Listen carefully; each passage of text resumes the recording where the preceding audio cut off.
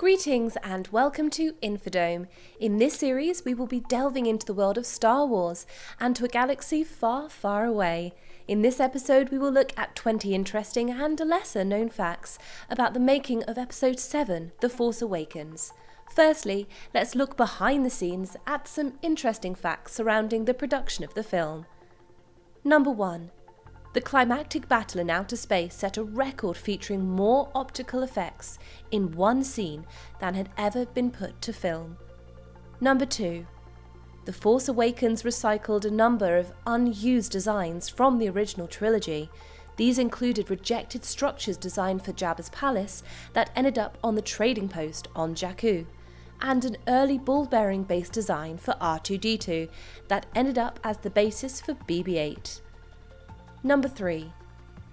Rey's outfit is inspired by early drawings from Star Wars concept artist Ralph Bakary for Luke Skywalker.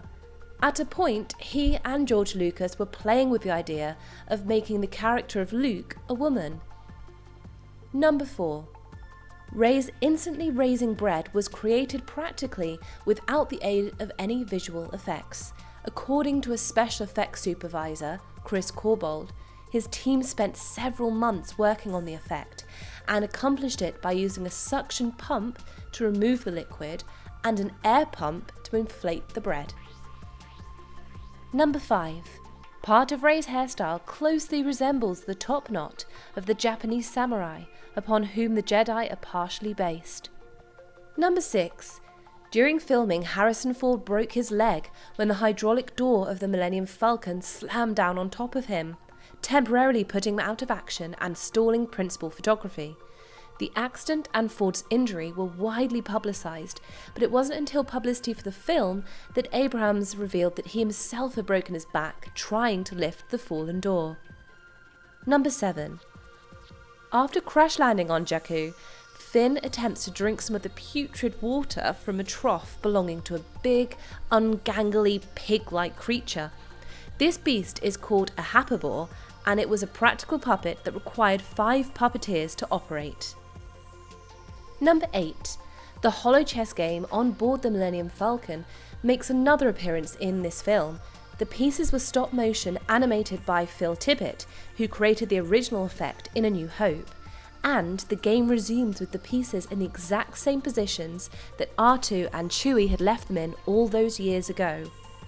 Number 9. Though the lightsabers would ultimately be augmented digitally, the art department came up with props that really glowed.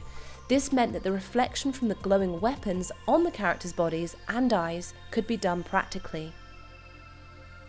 Now, let's focus on some hidden gems and Easter eggs you might not have seen before. Number 10. One of the most common misconceptions about this film is that Kylo Ren is a Sith.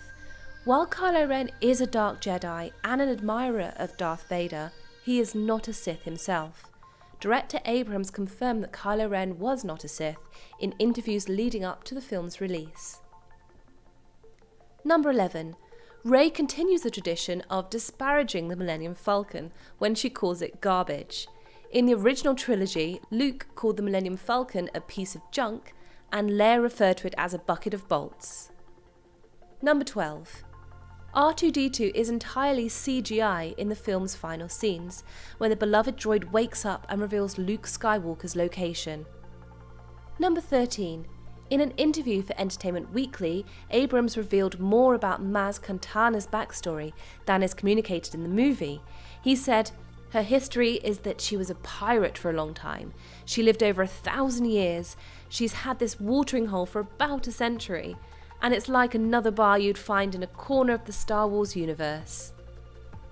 Number 14. All 3 new key characters, Rey, Finn and Kylo, are all first introduced either wearing a mask, garb or helmet shielding their faces. Number 15. Anakin Skywalker's blue-bladed lightsaber is the only lightsaber to be seen in all 3 Star Wars trilogies to this point. Number 16. The flickering, hazy style of Kylo Ren's lightsaber may allude to the fact that since he didn't have a real Sith master, Ren's abilities as a Sith are not as good as they should be. A clue to this is how long Finn, a non-Jedi, lasts in the lightsaber duel with him. However, when you also considered the blown quality of his voice when wearing the mask, this could be an allusion to his character traits, so not in total control and prone to explosive tantrums. Number 17. The prefix of the First Order Stormtroopers is FN, as Finn presents himself as FN 2187 to Poe Dameron. Quite simply, FN is an acronym for Foot Soldier Number. Number 18.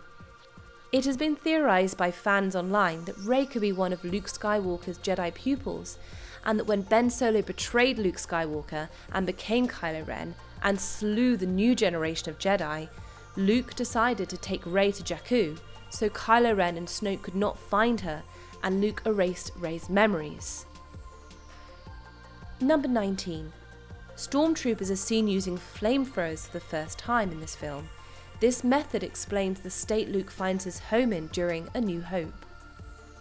Number 20. When Han talks to Rey and Finn about Luke's disappearance, and that he heard a rumour Luke went off in search of the first Jedi Temple, foreshadows the film's end and the Last Jedi film itself. The island on Act 2, which Luke has gone to in seclusion, contains one of the first of many ancient Jedi temples across the galaxy. We hope you enjoyed this video. Please subscribe to our channel and like the video. Leave a comment down below letting us know your favourite part of this film. Until next time.